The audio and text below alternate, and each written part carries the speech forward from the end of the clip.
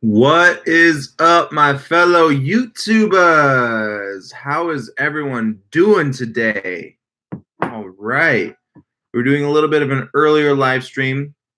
As I said on my last week live stream, we get better viewership, better engagement at this time. So it's awesome that I finally found the time to do it at around, between, I don't know, between 11 and 1. I feel like that's Pacific time. I feel like that's the best time to do a live stream. So hopefully a lot of you are going to tune in today and we can just dig deep and talk about filmmaking, see what you guys are doing well in, see what you guys are struggling with, what you need advice on. So let's take this time to really get to know one another and to just like ask questions and see what we need help with. My whole setup back here, it's just a mess. I'm just reorganizing my whole inventory of film equipment right now. I have my Aperture 120D, my Sony A9, my Benro tripod, 70 to 200 G Master. I have some other stuff back here on the shelves here, some gimbal accessories for the June crane, and yeah, just a ton of stuff I need to clean up. My desk right now, I'm getting rid of, and I'm actually getting a standing desk. That should be coming in on Wednesday. My Ronin S is coming in on Tuesday, and by the end of next week, like Friday, I'm getting 3 new lights, bicolor LEDs that are supposed to be wireless. So, and by wireless, I mean if you control one light, you're going to have 2 slaves, which means that one light will control all 3 lights. So I think that's also a pretty cool thing. Next week, it's going to literally be package after package, so I'm really excited. And I will be, I'm really excited to be moving soon. So that's also one of the reasons why I'm doing kind of like an inventory type thing. Getting a bigger place, and that will be fantastic. So I'm gonna have, it looks like I'm gonna have my own studio and all that good stuff. So that way, I'll just be able to produce more content for you guys. Halvin Wolf, thank you so much for the super chat, brother. I really appreciate it. Yeah, guys, so I've got literally a lot of my equipment already out. So if you have any questions regarding lights, cameras, gimbals, like ask away. I have a whole bunch of stuff around me. I got headphones, I got batteries. New tutorial comes out tomorrow for all of you who want to know how to mount your cameras vertically on your gimbals. So instead of having a 16:9 aspect ratio, you're going to have a 9:16. So I'm going to show you exactly how to do that. You just need one extra thing, and I'll show you what that is tomorrow. And yeah, it's going to actually help a lot with your live videos, and especially for IGTV. And something weird is happening. I'm not getting any questions in my feed. This is weird. Hang on. For some reason, I know that some of you are asking questions, but I only see the super chat I got from Halvin Wolf. This is very strange. So, okay, there we go. Steve Carpenter says he just logged on. Okay, so it looks like messages are coming through. So, guys, if you do have some questions, go ahead and ask away. By the way, I do have an edge light right now that I'm using to add just a little bit more light. It's a pretty dark room. I'm using the 55-watt Bolton series LED light. Great overall light. It's quiet. It's powerful. It's about half the power of the Aperture 120D, and it's also about half the price. So yeah, so if you're considering getting a Fresnel, but the budget doesn't allow you to get like a $650 light like the Aperture 120D, you can either get the Mini 20D from Aperture or the 55-watt from Came TV. It's about the same price, but you're going to get more power out of the Came TV Bolton series light, since it's about double the power. And it has a very quiet fan. Very quiet. Overall construction of the light, I think, is better than the Aperture Mini 20D. Both are fantastic. When it comes down to light quality, both are fantastic. It's just, there's just minor things that I think the Bolton has superiority over the Mini 20D. Someone is saying, hi, brother. May I know why YouTube is freezing the video views? YouTube is freezing the video views? Like for what? What exactly? Like for your videos, or like what's going on? YouTube is under fire lately, guys, by the way, because their algorithms are constantly changing. My channel was in a very big slump for the last 2 months. It's slowly getting better. It's like healing itself.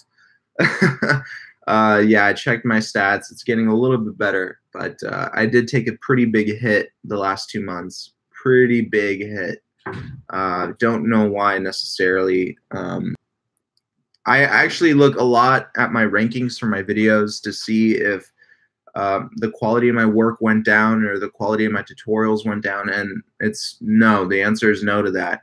So I just don't know why you know, my channel took a pretty big dive, but it's slowly getting back up there. Hello, hi from Dubai. All right, Sharing Some Films says, I used to get a lot of views before. Now I hardly get views on my videos. Yes, that is exactly what my channel went through. Okay, this is exactly what my channel went through. Do I have an answer for you? Not necessarily. One of the things I did, though, was I did notice that I stopped producing as many gimbal tutorials, and my channel did sort of, you know, the stats kind of went down. But that's weird because months before that, my channel was very stable with consistent views, even though I wasn't producing gimbal tutorials. Like I was producing tripod tutorials and slider tutorials, and my views were still up where they needed to be. So I don't know what's going on. I just released last Monday a tutorial on slow motion and gimbals, and that actually helped my channel get back up there. So it could be a lot to do with the content, but even still, I think something funky is going on with YouTube. You know, creators are supposed to have the ability to produce any content that would help anybody. I mean, I produced content regarding contracts or business tutorials, and that one got barely any views either. So it's very strange. If you're a filmmaker, I'm sure you need to watch all of that content from multiple channels just to get perspective and pick up on patterns and see what could possibly work out for you. So yeah, just keep that in mind, guys. Don't just pay attention to the fancy schmancy stuff. Like I know gimbals is a big thing. Don't just pay attention to gimbals. There's a lot more to filmmaking than just gimbals. You have to pay attention to lights, tripods, dollies, even cranes, jibs. Like there's so many things that you need to watch reviews on. They may not be as fancy as gimbals because gimbals is just so high tech. It's a lot of technology packed into it, but you should pay attention to a bunch of other types of videos, not just gimbals. That way you expand your knowledge and you know exactly what's on the market and what everyone else is doing. Kid Vibe says, hello from Serbia. Hello from Dubai. Hello. Steve Carpenter says, YouTube is messing around with everyone. Either the internet speed is buffering or it's YouTube. Hello from Southern California. What up, what up, what up? Hello from Germany. What up, Germany? Guten Tag, right? Hey, bud. I'm new to shooting video. I'm shooting with the A6300 from Sony. Currently recording in 4K, 24 frames a second. Then bringing it to Final Cut Pro at 1080p, 24 timeline. What would you recommend for slow motion? I would recommend either 60 or one. Actually, for the A6300, I think you can go up to 60 at full HD, correct? So shoot at 60 frames per second and slow it down 40%, and you should still get an accurate export when it comes down to consistency in the frames, so they don't skip or seem jittery. Slow it down to 40%, not 50%, and because you are exporting at 24, not 30, so you're taking more than half by shooting at 24 frames per second. So keep that in mind. That's why you're slowing it down to 40 and not 50. So you're taking more away from the frames. Fabian, don't be sorry for the newbie question, brother. Don't be sorry. Jason Vong, momentous. What up, big dog? What up, what up, what up? Man, Jason's the man. We got to collaborate again soon, bro. We got to collaborate again. Oh, man. Guys, Jason Vong was my first ever collaboration, by the way. That was my first ever. Remember that collaboration, Jason? Jason says I'm too busy. Come on, dog. I ain't no too busy. No, Jason, we got to meet up when the Ronin S comes. It's coming in on Tuesday. So Jason and I, we're going to do some content with the Ronin S, and then we're going to compare it to the Crane 2 and do some other fun stuff with it. So Jason Vong, never wrong. So be sure to check out his content, you guys. What is the best way to get better at storytelling? That is, unfortunately, that's a very vague question. The first step in storytelling is to have a message. So start with that. Make sure you have a fulfilling message or some sort of emotion that you want to come across. And then from that, you can start telling a story, but there has to be some sort of message. Pablo says, hi, Josh. Hello from Peru. Nice to see you, hombre. What up, man? What up, Pablo? Hello from India. I want to buy a Sony A7 III camera and use the lens 24-70. Will it work for videography to shoot a song? Suggest the best lens. Man, I have the 24-70 and I love it. I think it's a great starter lens, and overall, it's a great general lens. Correct me if I'm wrong. I think Sony has the new 24-105. I think Jason messed around with that lens too. So if, yeah. So 24-105, I think that's a better lens because it has a longer range. When it comes down to picture quality, I haven't tested it out, so don't quote me on that. But when it comes down to range and I think versatility, I think the 24-105 will beat the 24-70. But I'm sticking to my 24-70 because I know that I love that lens and it hasn't let me down, and it's built so well. It's been dropped and it's survived. It's been dropped multiple times and it hasn't broken, or so I'm pretty happy with the Zeiss glass that I have. Jason Bong says, yeah, funny enough, I'm reorganizing my folders, found our first and second collab videos. Yeah, dude, I still have the B-roll to that. And by the way, I made a tutorial out of it for Monday's stuff. So you're in my Monday video of last week. That's right. Jew Tech posted it too, so you're there too. Okay. Yo, I'm here again. Netherlands here. I'm going to film my first docu-styled interview Tuesday. Ooh. Okay, talk about your setup with us, dude. Talk about your setup. What do you think about the Lilliput A7S external monitor? Is it good for filmmaking? Listen, I have one Lilliput monitor. I thought it was awful. But then again, it is a monitor from like 2012. But still, you know, when I went to NAB, I took a look at Lilliput's monitors, or CES, one or the other. They were there. I wasn't impressed with Lilliput stuff, and I'm not impressed with what they're producing right now. For the price, it's whatever. But I kind of stepped away from Lilliput. I think it's time to start going after the bigger dogs. Like, for example, one monitor I have around here. Where is it? This one. Portkeys, right? Small HD. These types of companies. I feel like monitors are getting more and more used every day, and the cheaper monitors, they're okay for framing. But guess what? If you opt in for a cheaper monitor, you're gonna have problems with focus as well. Because some of these monitors will make it look like your shots are in focus, but then when you go to import it on your computer and take a look at it on the big screen, it's going to be soft. So that's another reason why you want to invest in something with a high resolution. Don't go for the cheaper monitors. A good monitor should be around, $400, $600. Aperture makes a great monitor. The reason why I pointed to the Portkeys was because it's 2000 nits of brightness. For some of you may not even need that brightness, but this is something that you could shoot in bright daylight and not even need a lens hood. So yeah, that's right. Any more news on the speculation of when the A7S III is going to be released? I'm thinking Photokina. That is September. That's actually my birthday month. So the A7S Mark III will be a nice birthday present.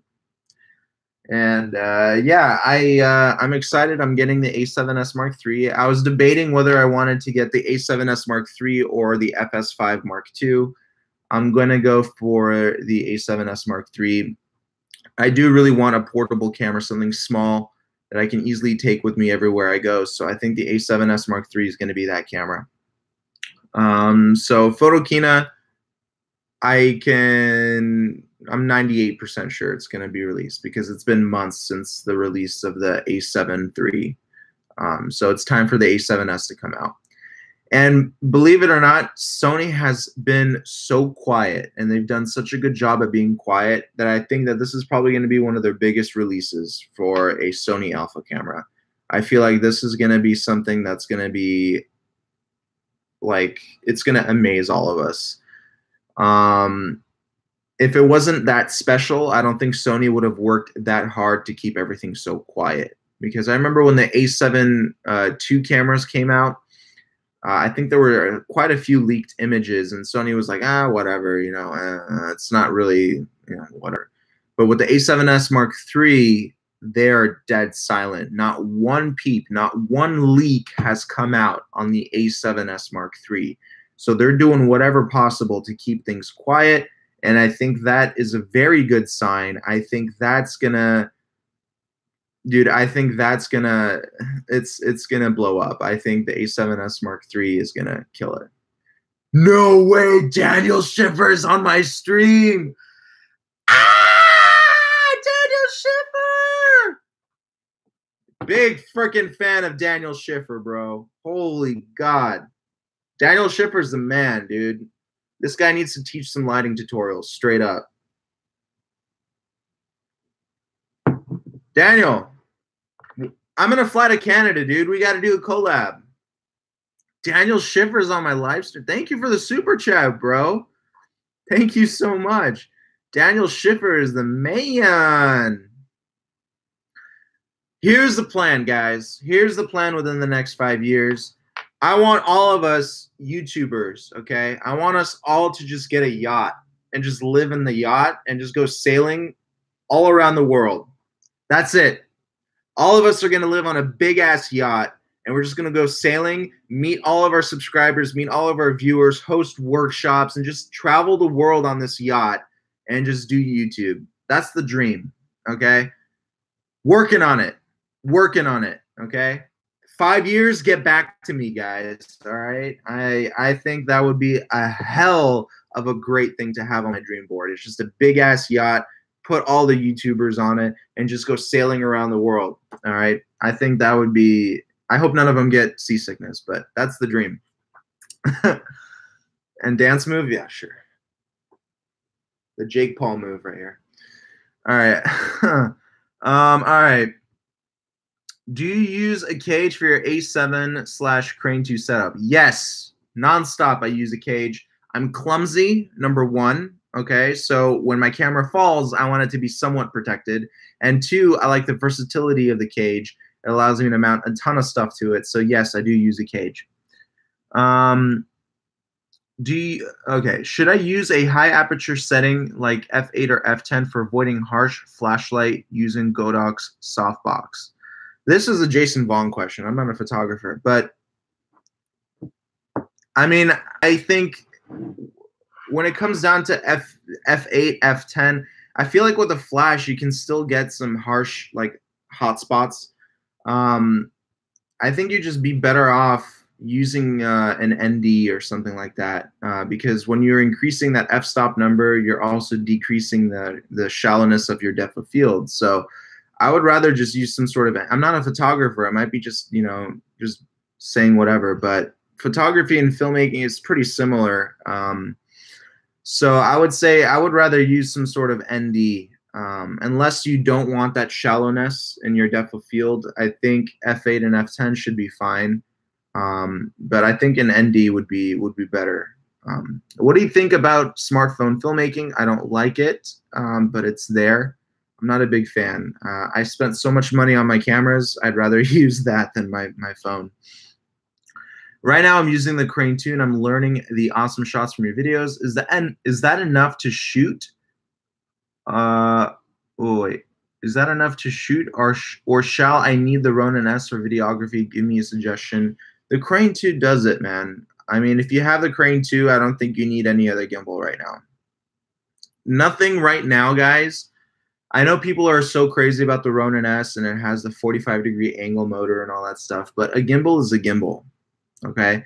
And yes, there's bad gimbals out there and there's good gimbals out there, but the Crane 2 is a damn good gimbal.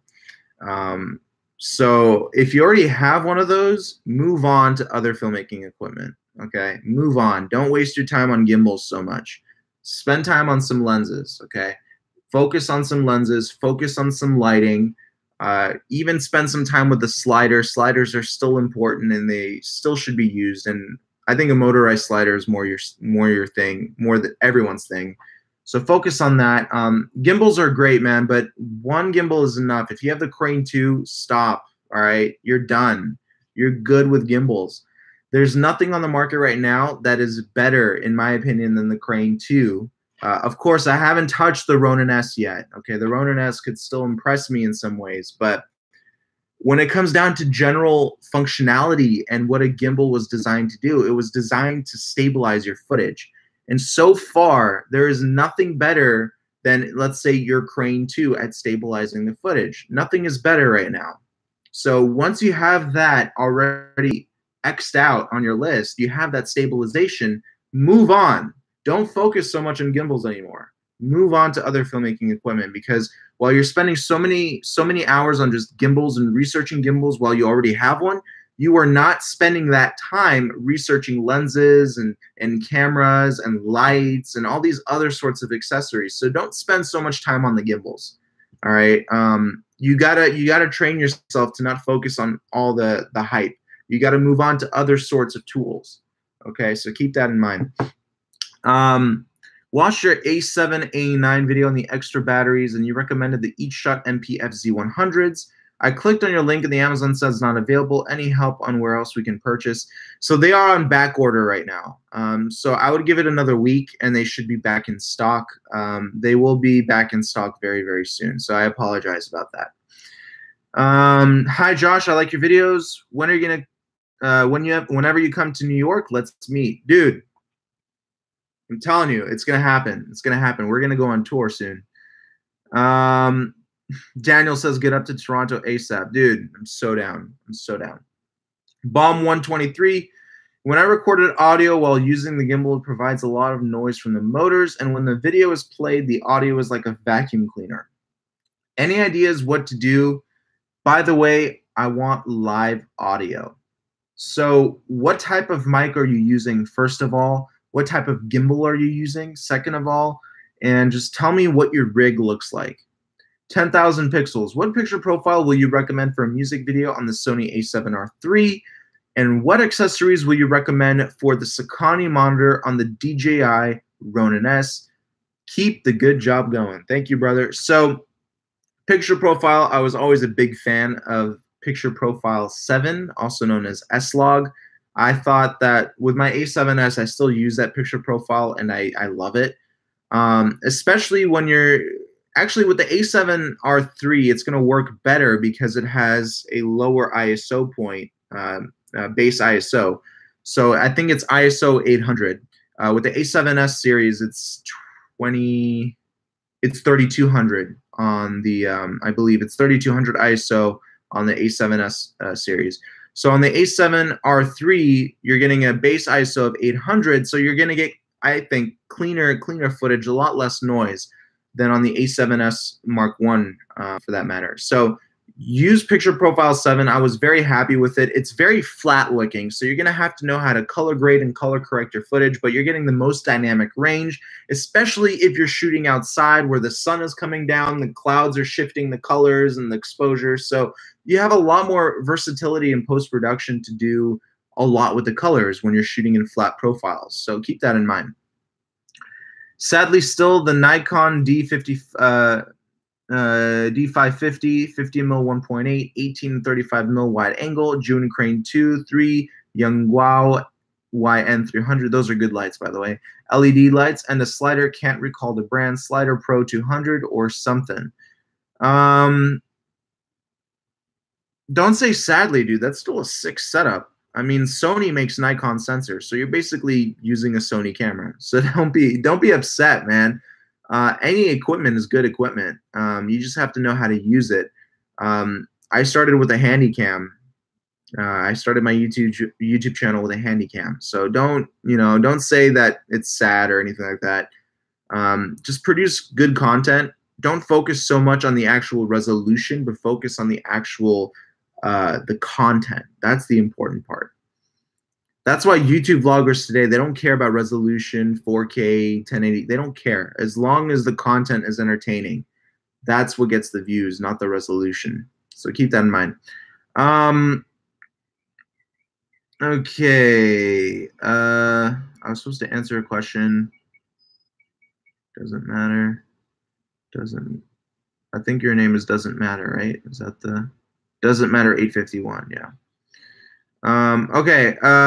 Thank you very much. Hi, my Crane 2 drifts right. How do I stop it? I have an 8 Canon 80D. You need to calibrate your Crane 2. I have videos on how to do that, so make sure you check it out. Drifting has to do with the gimbal thinking that it's in motion. So keep that in mind. The gimbal should be calibrated while it's on a desk or some sort of flat, even surface, okay? MTL Studio, thank you so much for your super chat, brother. I really appreciate it. You're the man. You're the man. But yeah, when it comes down to gimbal calibration, has to be on a flat, even surface, steady surface. Make sure it doesn't move and let it calibrate. So keep that in mind. I say that a lot, but it's true. Keep that in mind. Okay. I'm using the Smooth 4 with the Rode Video Micro, and you are experiencing a lot of motor noise. With the Smooth 4, there is a little bit of motor noise. So the best thing that you can do with the Smooth 4 is get something like a Comica smartphone lav. I have actually one of them or two of them. They work okay. The actual microphone is garbage. But what you need to do, you got to get the transmitter. It's built specifically for phones. Get the transmitter, get the receiver, swap out the lav mic with something like with a Rode or Audio Technica, and you're going to get crispy, beautiful audio. Comica still has some work to do with their microphones. They still have some with their lavs, I mean. I just did a video, I think 2 weeks ago, featuring their newest VP2 shotgun mic and comparing it to the Rode NTG2. And the Comica did very well. It was very close to the Rode NTG2, but it had some noise issues, but nothing too crazy.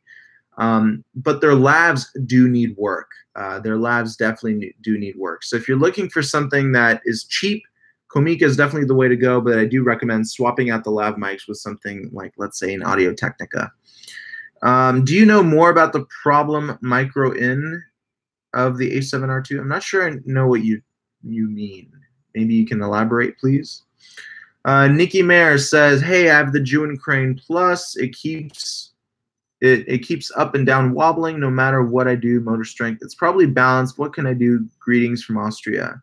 All right, Austria, what's up? So you're saying it's probably balanced. I'm going to put my money on that it's not properly balanced. So what I want you to do, a great way to test if it's balanced or not, is position the camera in different tilts and see if the camera stays still. Another thing you need to do, what's very important, is point the camera up. So the lens should be pointing to the ceiling. If it flops forward or does anything weird, it's not properly balanced. You should be able to tilt the camera in any degree, and the gimbal should not make it flop over in any way. So keep that in mind. Keep that in mind. I said it again. But that's the best way to to make sure that everything is properly balanced. Best Premiere plugin to fix autofocus shots. Man, there's not much you can do to fix autofocus shots. The best thing to do, if it's slightly soft, is to add sharpening. But there's nothing on this planet that can fix autofocus shots. I'm sorry, nothing. The best you can do is increase the sharpening. Unfortunately, I know that's one thing that I wish that we had, but with focus, man, focus is the most important thing. You can even mess around with lighting in post, but when it comes down to focus, there's not much you can do besides adding sharpening. And even at that point, it doesn't look real. So make sure that your shots are in focus, which brings me back to using high quality monitors. With a high quality monitor, a high res monitor, like let's say I wouldn't use anything below a 1080p screen. That's for one. Okay, I think 1080p for a 7-inch or a 5-inch monitor is very important because you can easily tell when things are in focus. Plus, you're going to get accurate focus peaking as well with a higher res monitor. So I would say that don't go below 1080. I know Small HD makes a 720p monitor. I wouldn't buy it. I don't like 720p. I've seen it multiple times on monitors. I don't like it. I don't think it's accurate.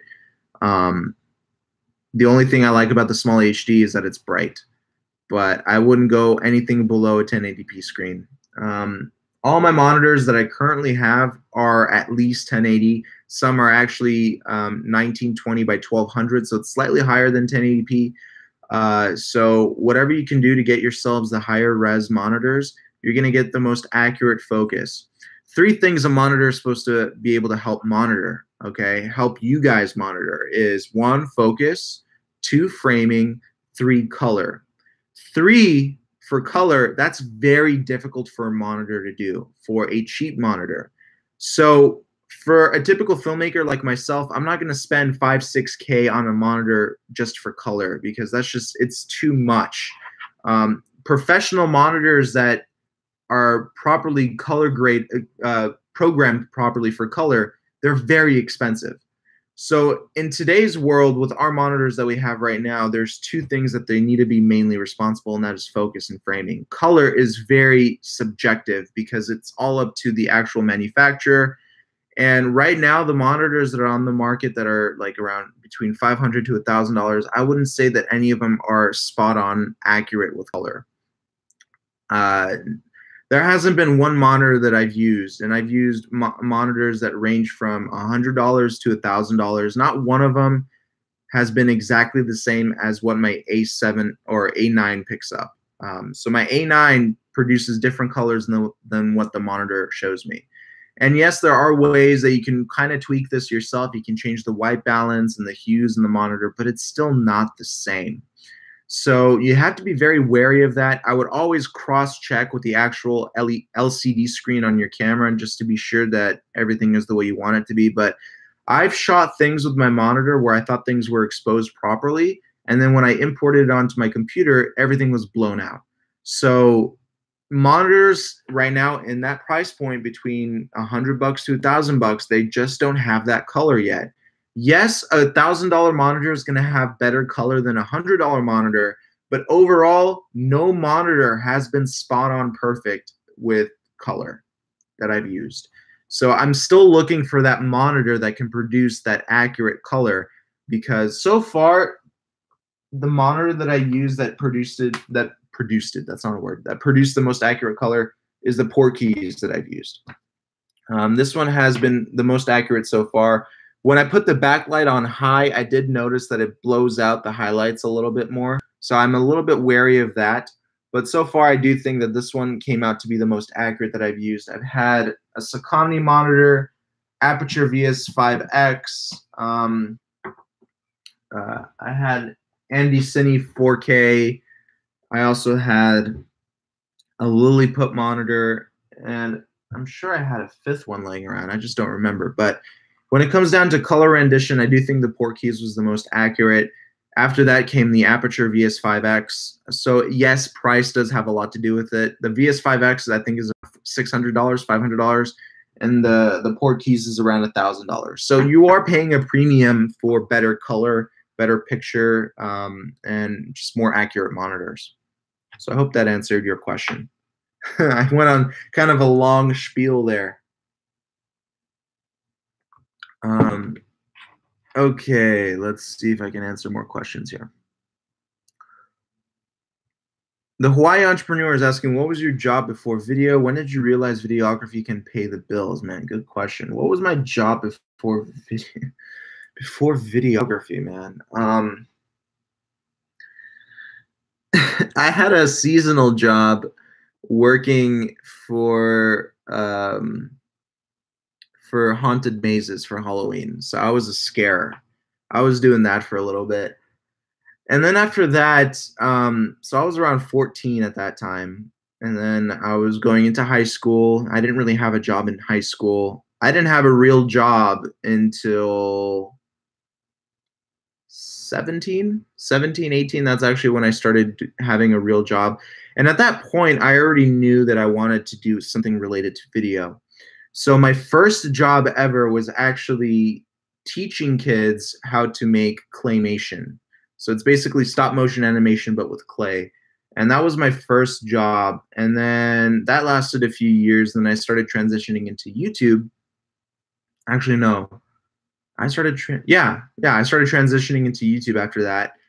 And then YouTube started getting some cash flow in, and then I started doing affiliates that brought in more cash flow, and then I started doing projects on the side that brought in more cash flow. So you see how it just constantly builds. But have I ever had a 9-to-5 job? Never. I am working a job now where I'm running social media for a company called Hurlbutt Visuals, but I wouldn't call that a 9-to-5 job. It's more like a filmmaking job because I'm still producing content for their YouTube and their Facebook, like camera content. So I wouldn't really call it a 9-to-5 job because it's still a very sporadic job. And by that, I mean, it's going to have different hours. It's just like me doing YouTube stuff. So I wouldn't call it a 9-to-5 job. You don't work in a cubicle. I'm working in a mansion basically with an infinity pool. So it's not really a typical job. And I get to work with people that are in Hollywood. It's not, it's a great experience because my knowledge of YouTube and how it is to be like a one guy, one show type deal with filmmaking, like I show up with my lights and just set everything up myself on a gig. With Hollywood productions, it's not like that. Each person has their own individual job. You have a gaffer, you have a grip, you have a director, AC, you have all these different roles and positions. So the mindset is completely different when you're comparing a solo filmmaker to a Hollywood production. It's insane. It's literally insane, like how different it is. And I was talking to a student from LA Film School, and I was talking to a student from AFI. He's actually one of the what's it called? He's a professor who works at Hurlbutt Visuals, who's in charge of the courseware and how we're doing the courses.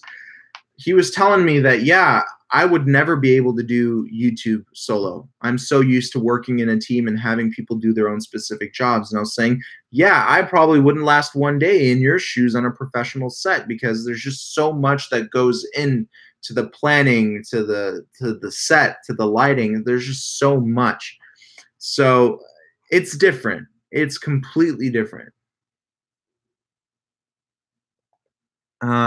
Yeah, so yeah, that was my long answer to that question. Thoughts on the Epidemic Sound versus Artlist? Why did you go to one over the other? Dude, Epidemic is awesome. The reason why I went with Artlist was because they reached out to me. I didn't know who Artlist was. They reached out to me. They wanted me to review their site. I reviewed it and I really liked it. So I decided to partner up with them, and I was like, okay, I'll help promote your stuff because I support it. But I used Epidemic Sound for a lot of my Rob Rich's workout videos, and I did really like it. I don't know how their pricing is, but I know that Artlist is straight up simple. It's $200 for a full year, unlimited downloads, and unlimited projects. You don't even have to ask for permission from the artist to use their song. So I really like that. It's very simple. $200 flat rate, no questions asked. Do whatever you want with the music. I mean, yeah, that sounds like a great deal. And I think they're the only ones who do something like that. So that's why I went with Artlist. And the production quality in their music is top notch. The one thing that Artlist is missing is sound effects. I did notice that. They only have music. I wish they had sound effects as well. Doesn't matter. 851 says the Crane 2 is super easy to balance. There are very short and clear tutorials to find. Oh, question. Have you ever shot a music video? If yes, I would love to see it. Yes, I did shoot a music video. Let me pull up the link for ya. It's actually an R&B music video. I was supposed to shoot another music video over summer, but damn, I just don't think it's gonna happen. It's just I feel so bad. I really wanted to shoot it too. It's for an indie songwriter. My internet's kind of slow, but I'm gonna pull it up right now. Come on, where are you at? Where are you at? And I think this video actually came out pretty well. It's very sexual, I'm not gonna lie. It's very sexual, but it is on YouTube, so I guess it's okay for all our viewers. But yeah, so here's the music video. This is the R&B music video. Go ahead and check it out. I just posted the link for it. Okay. Okay, so it doesn't matter 851. I just sent you the music video. First JKH. Damn, now I gotta buy an external monitor. This video business is a money pit. LOL. Always gotta buy more and more. Damn, this is chasing perfection. Listen, okay. One thing before you buy a monitor, make sure you're happy with your lens collection. Make sure you're happy with your lights and all of that stuff. Monitors should not be your priority. I don't think a monitor should be a priority. So make sure you are happy with your lens kit, you're happy with your light kit, you're happy with a lot of your basic essentials. Then invest in a monitor, okay? A good monitor shouldn't be cheap. Should be expensive. But don't let the price fool you, okay? Some monitors are way too overpriced for what they can produce for you, okay? So keep that in mind. Again, keep that in mind, all right? Adobe Premiere or Final Cut Pro. Final Cut Pro, Windows or Mac. Mac, it's just a preference. It's subjective. But overall, I think Final Cut Pro is I actually know that Final Cut Pro is a lot faster at rendering and overall workflow compared to Adobe Premiere. Way faster. Speed, and then ease of use. Everything is just visible. I mean, I really love Final Cut Pro. I love it. I'm never switching to Premiere again.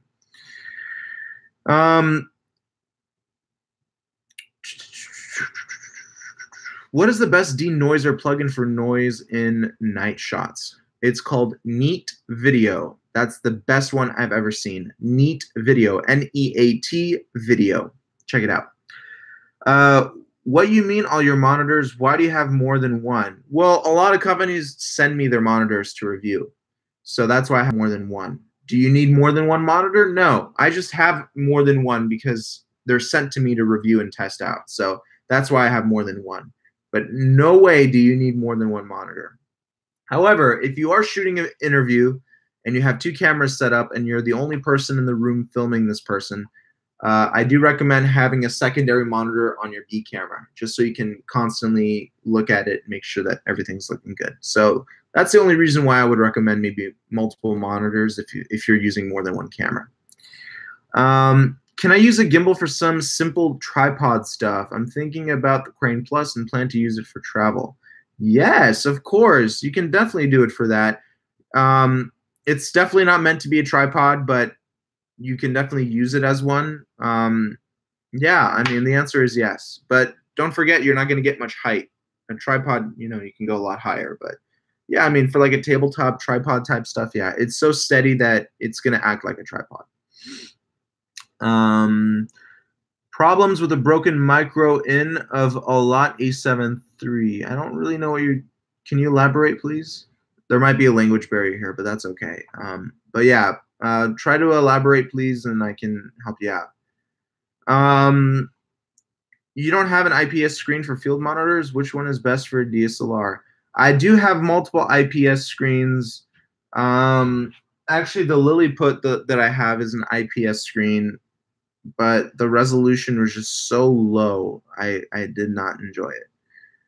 Which one is best for a DSLR? Like I mentioned, I feel like either the Aperture VS5X or the port keys is great. I think that those two monitors, I think, were the closest to color. The only reason why the port keys is more expensive is because of the brightness. It's literally 4 or 5 times brighter than the Aperture. That's the only reason for its higher price point. But both have the same resolution. I think the aperture, yeah, aperture is definitely at least 1080p. It might even be 1920 by 1200. So it's a little slightly higher than 1080p. Steve Carpenter says, calibrate your monitor. Yes, 100% calibrate your monitor. I'm still needing to do a video on that. So that will be coming out soon.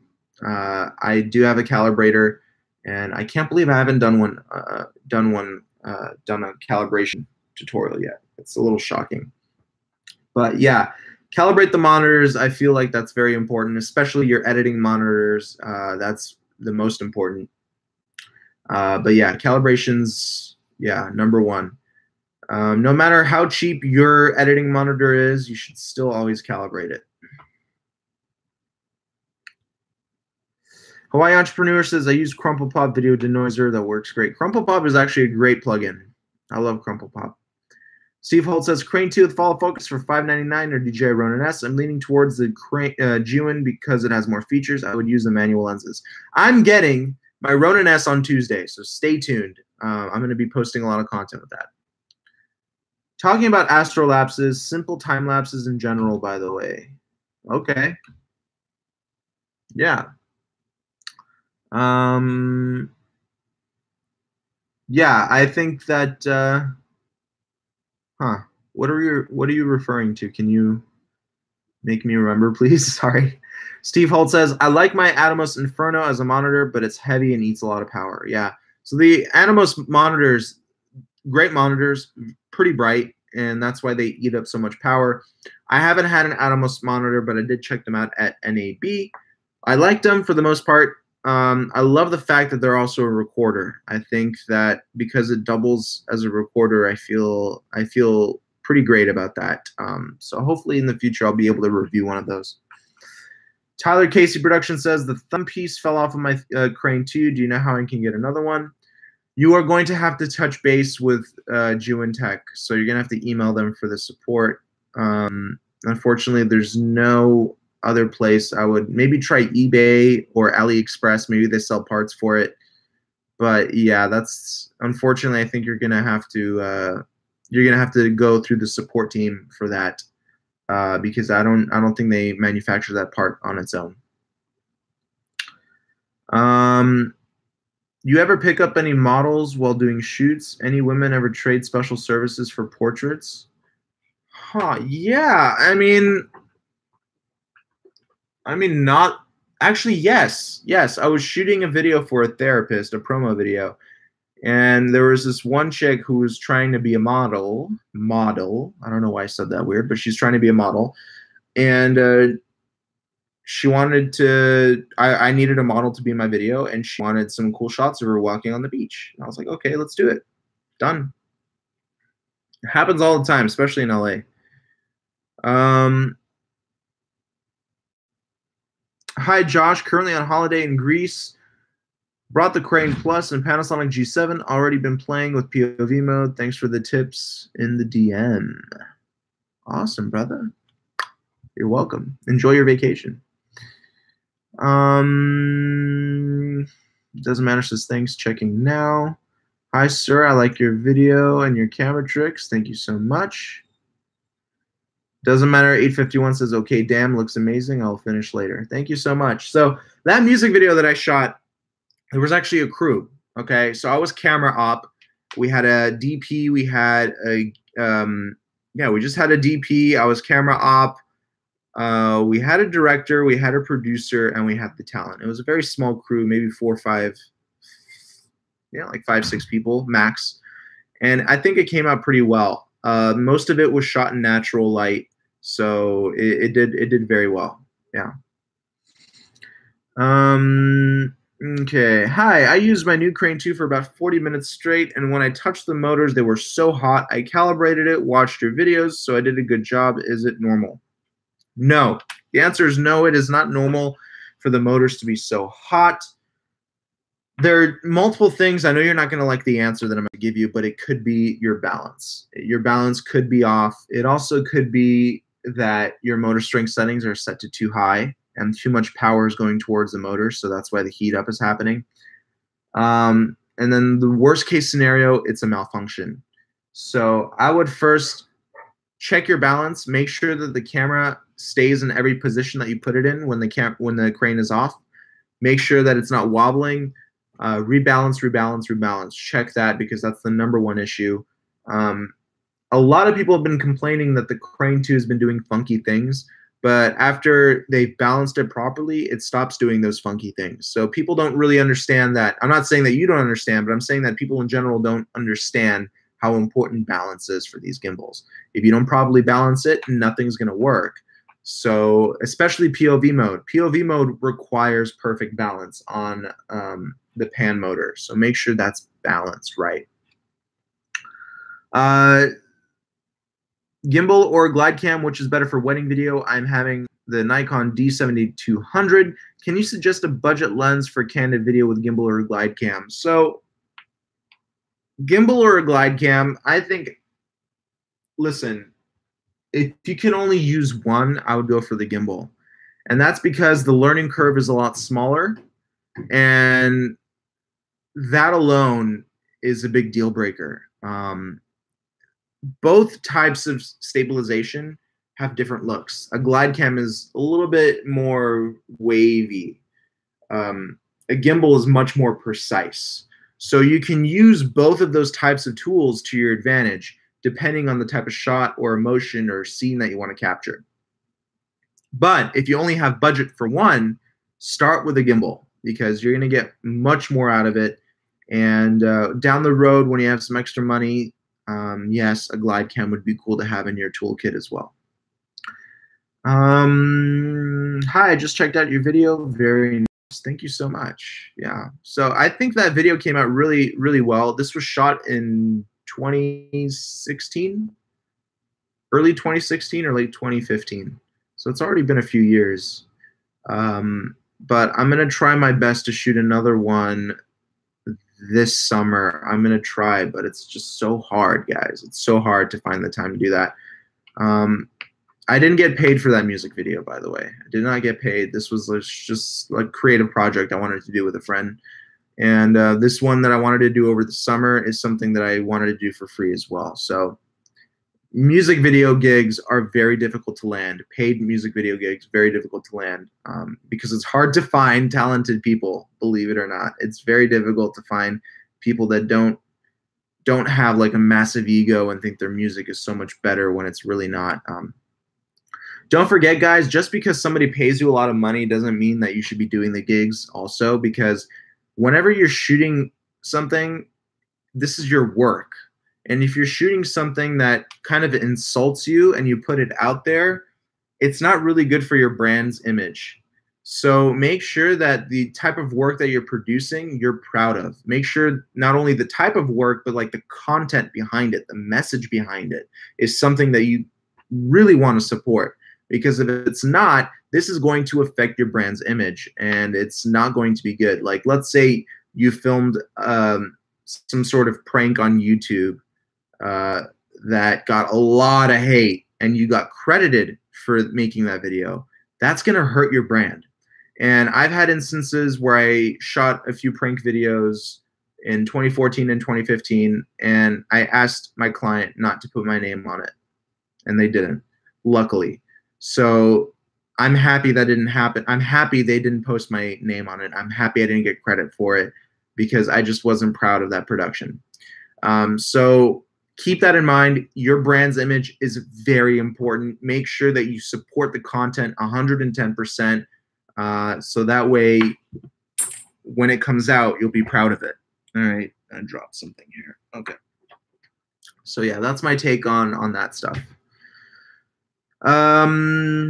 Okay. Your glide cam shots and tutorials are damn good. Thanks for that. Thank you so much, brother. I'll tell you right now, when I got my first steady cam or glide cam, whatever you want to call it, my first stabilizer, I got to the point where I was just like ready to just, it was getting so difficult. I literally had sleepless nights. I went probably 50 hours without sleep trying to figure out how these things work, how do they balance. So I went through a lot of pain, and it looks like it paid off. So I'm happy about that. Yeah. All right.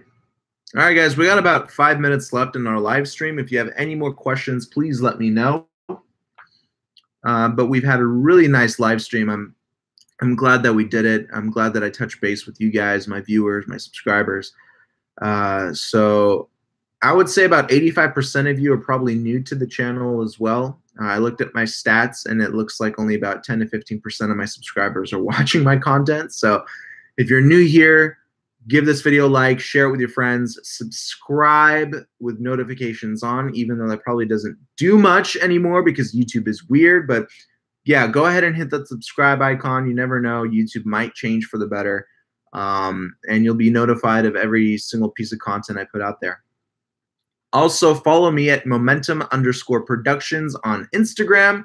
I constantly post stuff there as well, and I would love to connect with you in the DMs. Is Sigma 17 to 50 mil f2.8? Is that good for glide cam shots and wedding? Yeah, I mean, I never use Sigma. I use Sony Zeiss lenses. Okay, I don't go to third party simply because I rely on autofocus. I rely on full communication between the camera and the lens. I don't want there to be some communication error between the body of the camera and the lens. I don't want any miscommunication. I want everything to work perfectly. The last thing you want is to be on a wedding and then your lens starting to freak out when it, not communicating with your body. So I'm too scared to invest in Tamron or Sigma or anything like that. I'm too scared. I want to stick with Sony and Zeiss glass. So I'm going to stick to it. But the focal range is great for full frame camera. So yeah, I think if you trust Sigma, go for it.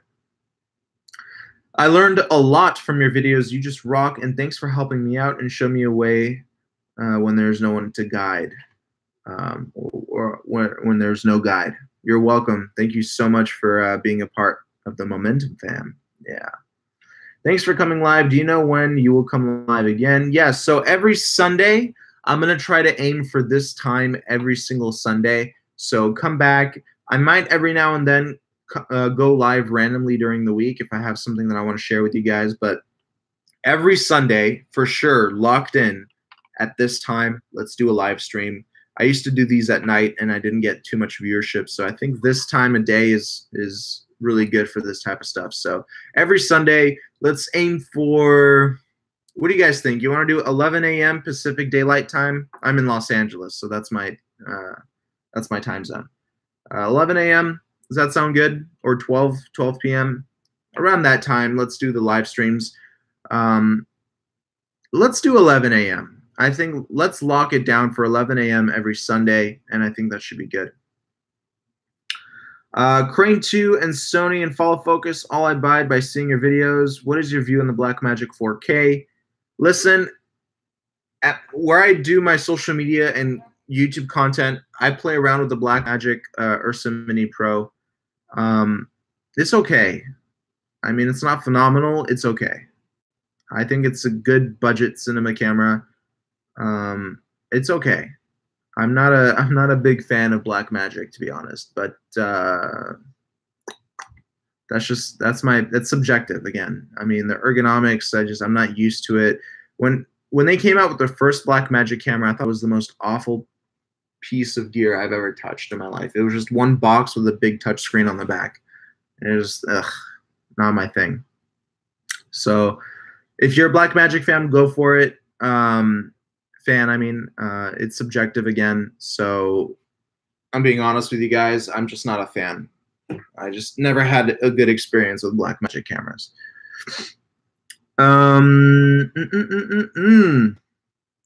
Doesn't matter. 8:51 says it's 10:15 p.m. Awesome. Okay, cool. So we're locked in. I think that's a good time. Thanks for your live videos and tutorials. Thank you for watching, brother. All right, guys, if this tutorial or live stream, whatever you want to call it, has helped you out, please give it a like, share with your friends, subscribe with notifications on. Also, share the channel with your friends, guys. Please, let's make this a big filmmaking community. As you saw here, we attracted Jason Vong and Daniel Schiffer. They were on the live stream. Those are two really really great YouTubers and filmmakers. So we're all in a group together. We're all in communication with each other. So we're trying to build a very big filmmaking community. And that's the goal. That's the goal. So please share this channel. Have people subscribe with them notifications turned on. And I will see you guys in my next video. My next video comes out tomorrow at 6 a.m. Pacific Daylight Time. And yeah, you'll just have to wait and see what it's all about. I love you all. Peace. Have a great rest of your day. Bye-bye.